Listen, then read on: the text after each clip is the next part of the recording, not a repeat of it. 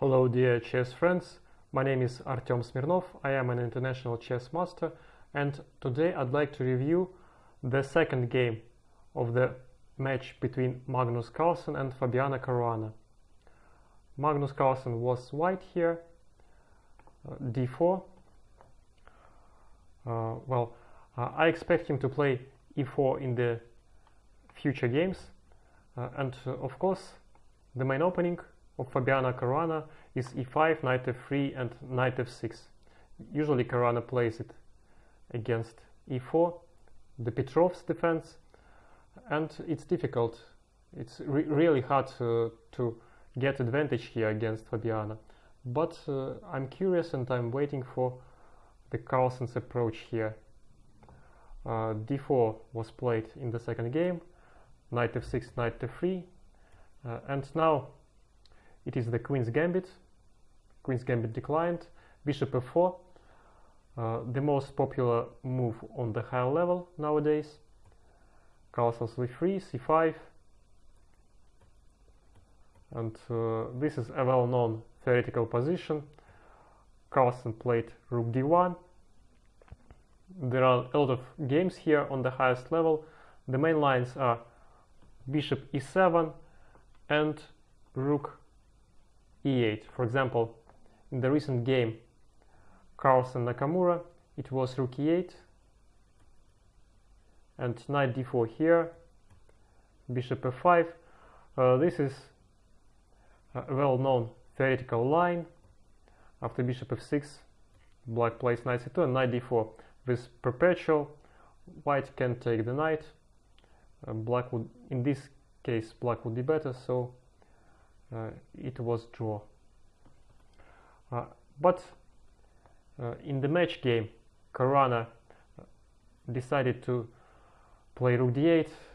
This move was a surprise for Carlsen, and this is a really rare move on the high level. Carlsen answered bishop e2. To my mind, it could be more interesting to play knight d2 here, and after d takes c4, either knight c4 with a slightly better endgame here after the exchange of the queens, or bishop c4, and here again queen f5 is possible, and the endgame would be slightly better for white again.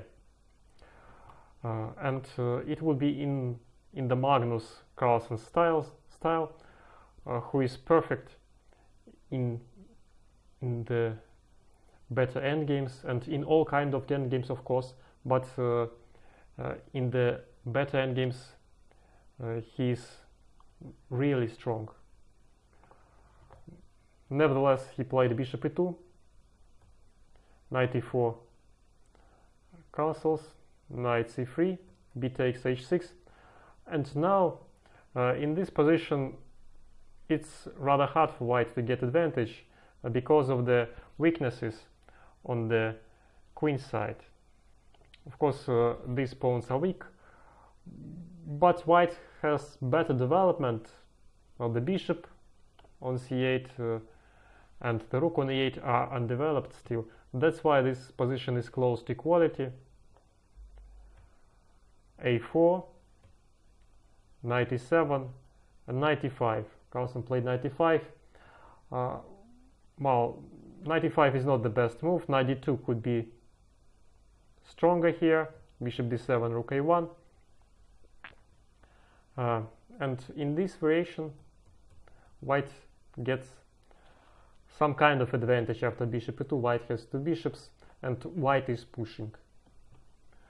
After knight e5,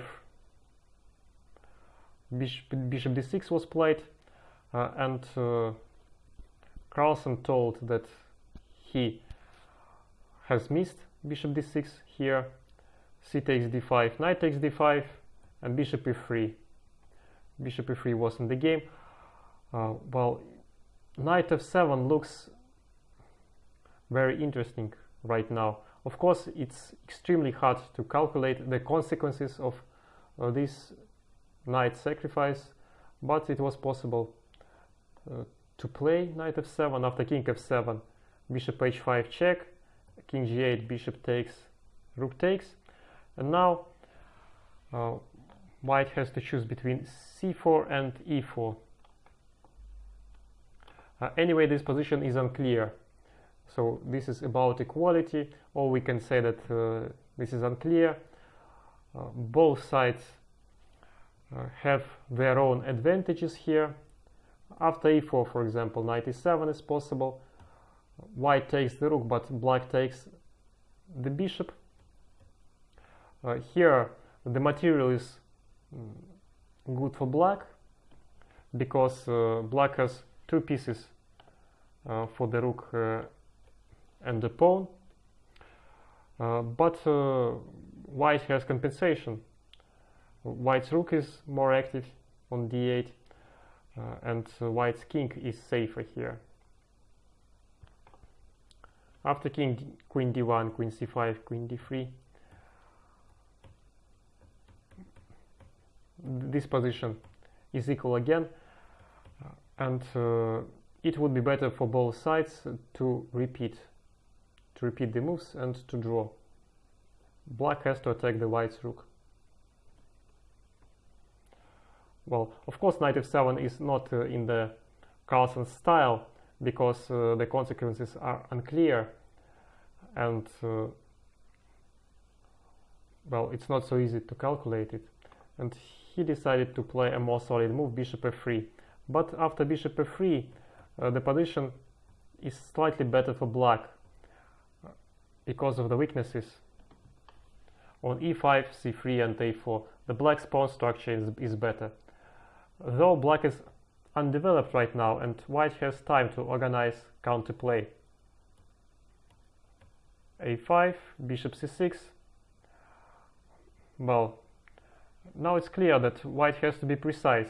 For example, after bishop c6, b takes, rook takes, queen takes, white loses the e5 pawn. And this position is obviously better for black, but it's still hard to win this position. Nevertheless, white has to find the precise way to defend, and Carlsen did it well. He played queen d6, exchanging the queens, and going to this rook endgame, which should be drawish here. c4, king a8, c5. c5 was possible, but Carlsen played a6. After c5, king d7, rook c1, this position should be drawish, because it's impossible for black to make any progress here, and white draws with the equal material.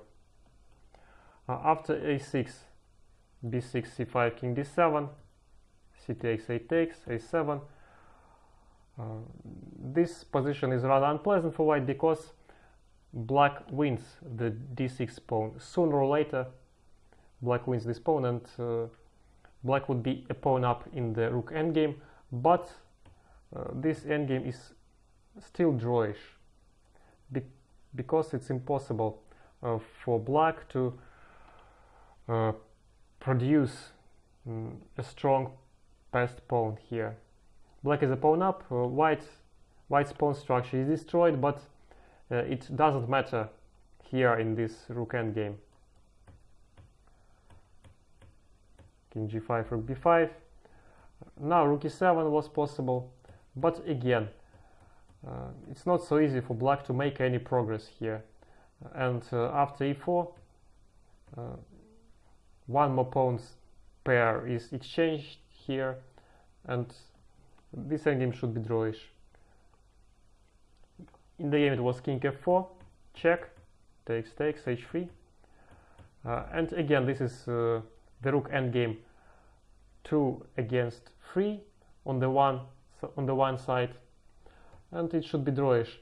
Of course, Caruana understood it perfectly, and he decided not to check Carlsen and his defense here, and to save energy for the future games.